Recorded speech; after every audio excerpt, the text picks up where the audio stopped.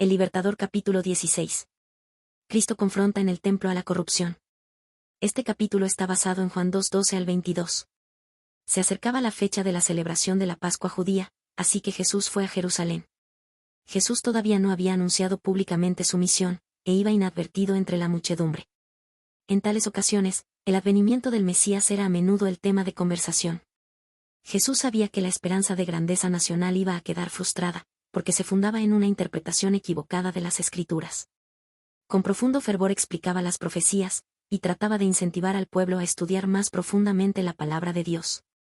En Jerusalén, durante la semana de Pascua, se congregaban grandes muchedumbres que venían de todas partes de Palestina, y aún de países lejanos. Los atrios del templo se llenaban de una gran variedad de personas. Muchos no podían traer consigo los sacrificios que debían ofrecer en representación del gran sacrificio. Para comodidad de los tales, se compraban y vendían animales en el atrio exterior del templo. Se requería que cada judío pagase anualmente un rescate por sí mismo, y el dinero así recolectado se usaba para el sostén del templo.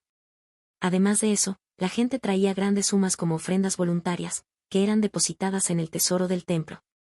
Y era necesario que toda moneda extranjera fuese cambiada por otra que se llamaba el siclo del templo, que era aceptado para el servicio del santuario. El cambio de dinero daba oportunidad para el fraude y la extorsión. Se había transformado en un negocio vergonzoso, que era una fuente de ingresos para los sacerdotes. Se había enseñado a los adoradores a creer que si no ofrecían sacrificios, la bendición de Dios no descansaría sobre sus hijos o sus tierras. Los negociantes pedían precios exorbitantes por los animales que vendían, y compartían sus ganancias con los sacerdotes y los príncipes, quienes así se enriquecían a costa del pueblo. Corrupción financiera en el corazón de la obra de Dios. Podía oírse regateos agitados, mugidos de ganado vacuno, balidos de ovejas y arrullos de palomas mezclados con el repiqueteo de las monedas y las disputas acaloradas. La confusión era tanta que el bullicio ahogaba las oraciones dirigidas al Altísimo. Los israelitas se enorgullecían de su templo, y consideraban como blasfemia cualquier palabra pronunciada contra él, pero el amor al dinero había sido más fuerte que la preocupación por honrar el templo.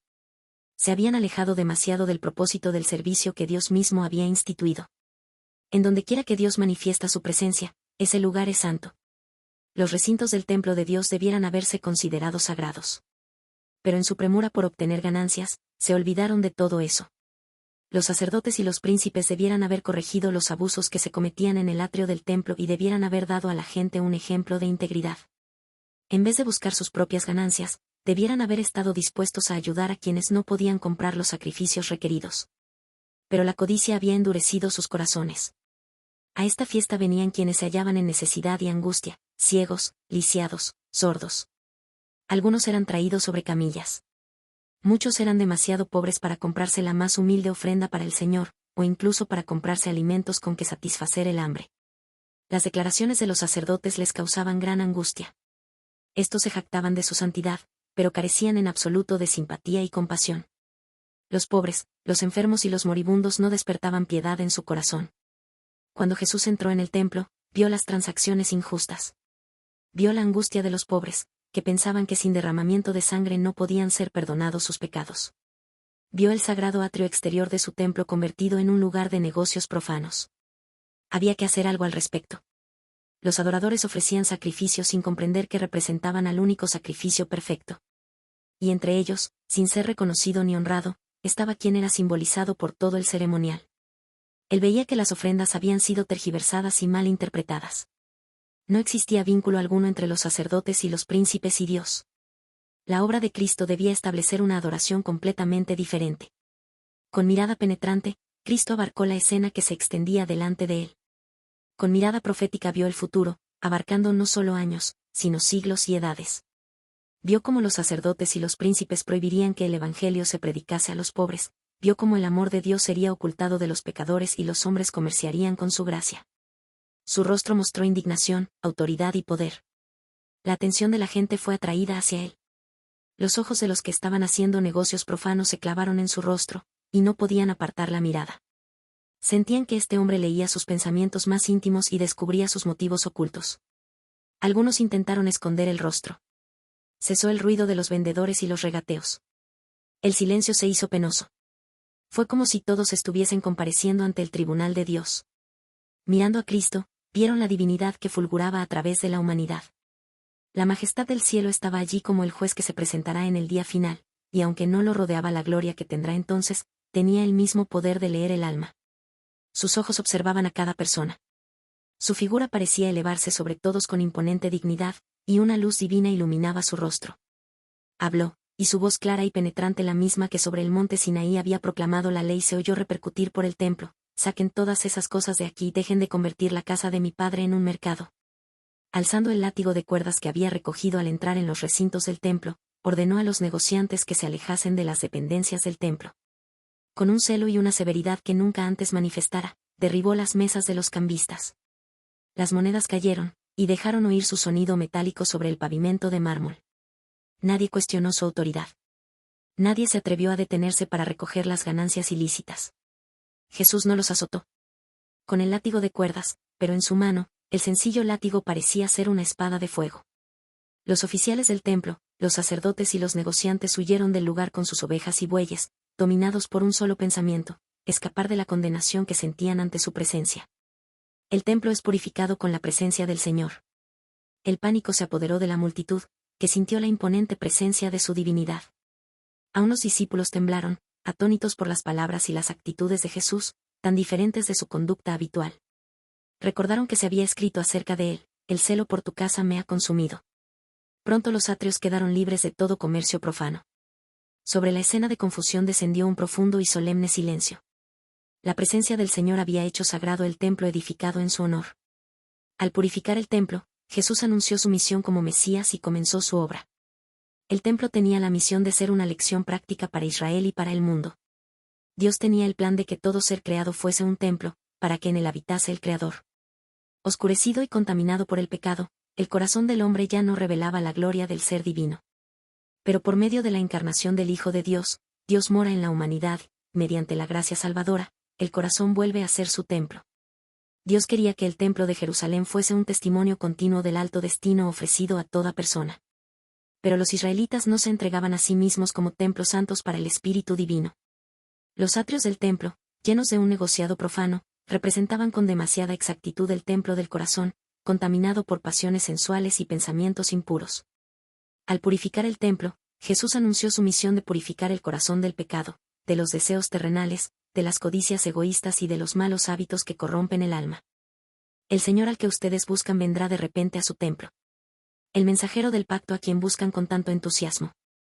Pero ¿quién será capaz de soportar su venida? ¿Quién podrá mantenerse de pie y estar cara a cara con él cuando aparezca?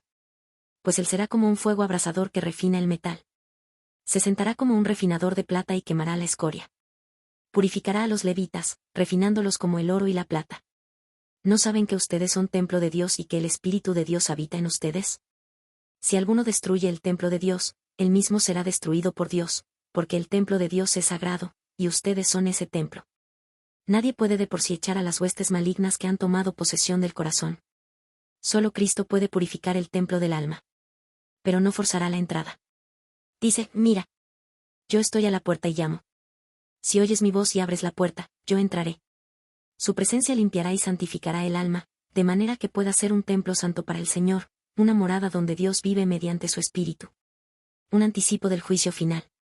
Dominados por el terror, los sacerdotes y los príncipes habían huido del atrio del templo y de la mirada escrutadora que leía sus corazones. En esa escena, Cristo vio simbolizada la dispersión de toda la nación judía por causa de su maldad y rebelión impenitente. ¿Por qué huyeron los sacerdotes? ¿Por qué no le hicieron frente? El que les ordenó irse era hijo de un carpintero, un pobre Galileo. ¿Por qué no lo resistieron? ¿Por qué abandonaron la ganancia adquirida injustamente y huyeron a la orden de una persona de tan humilde apariencia externa?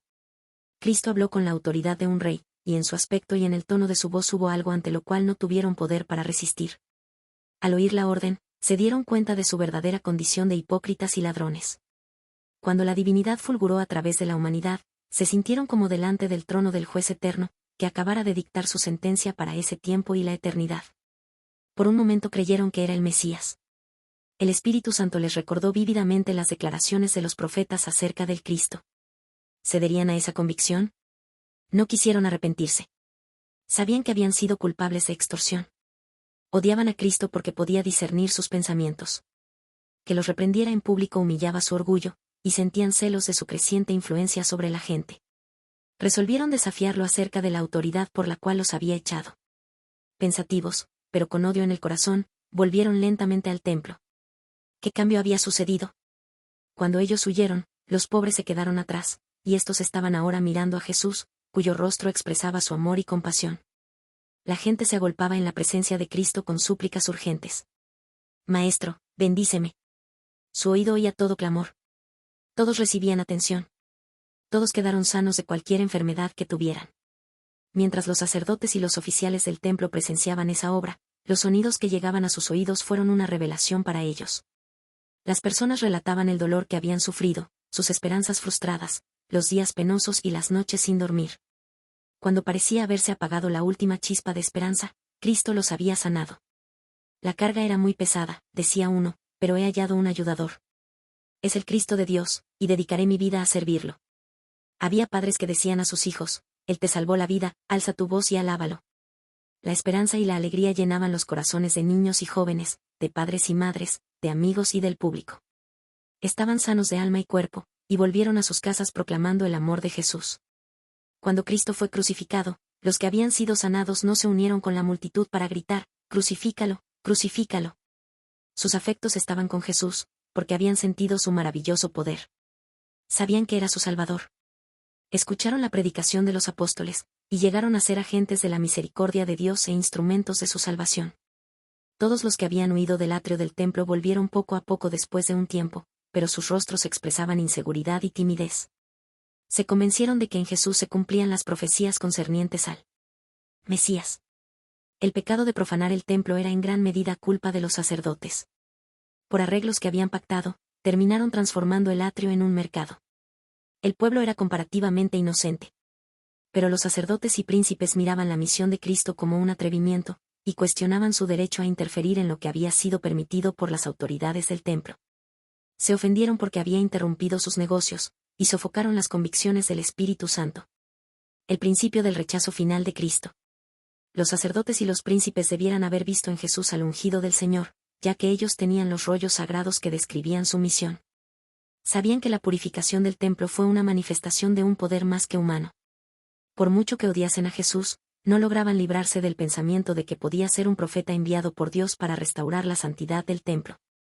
Con un respeto nacido de este temor, le dijeron, si Dios te dio autoridad para hacer esto, muéstranos una señal milagrosa que lo compruebe. Jesús ya les había mostrado una señal. Al hacer las obras que el Mesías debía efectuar, les había dado una evidencia convincente de su carácter. Esta vez les contestó con una parábola, y demostró así que discernía sus malas intenciones y veía hasta dónde los llevarían.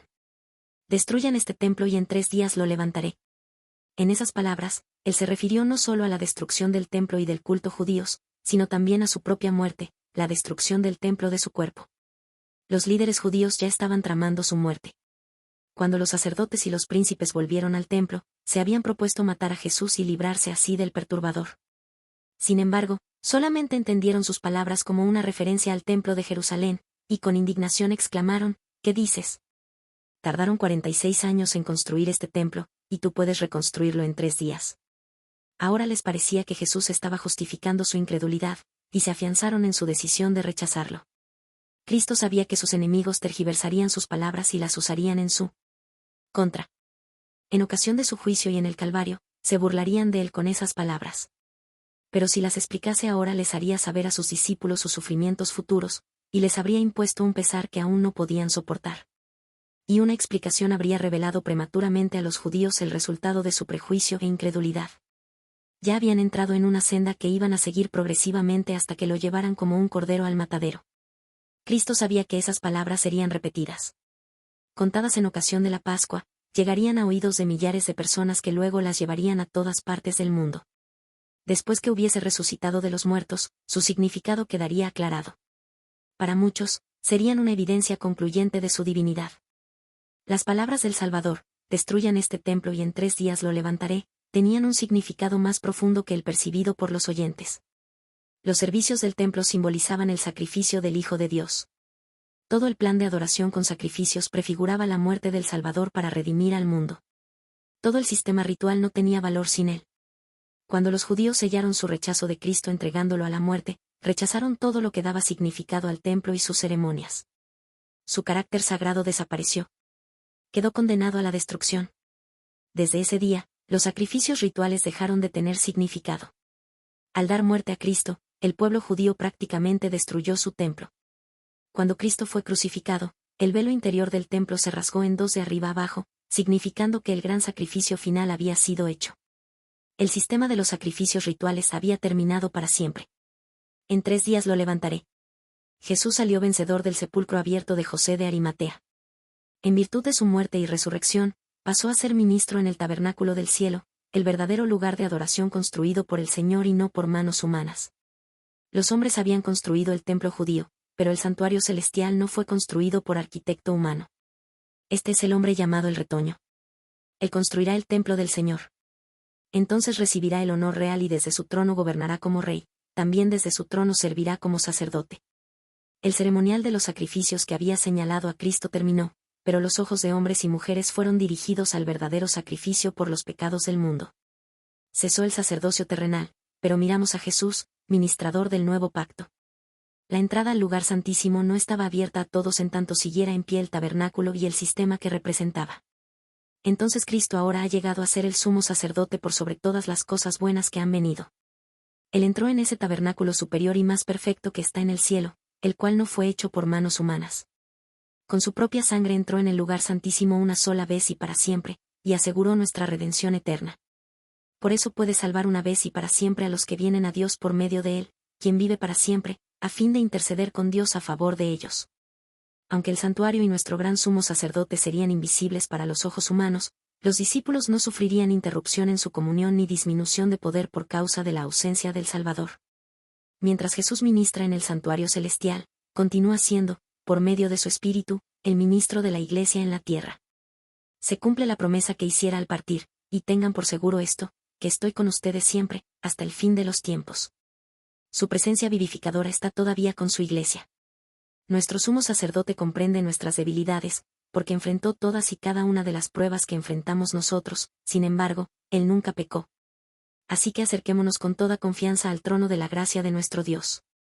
Allí recibiremos su misericordia y encontraremos la gracia que nos ayudará cuando más la necesitemos.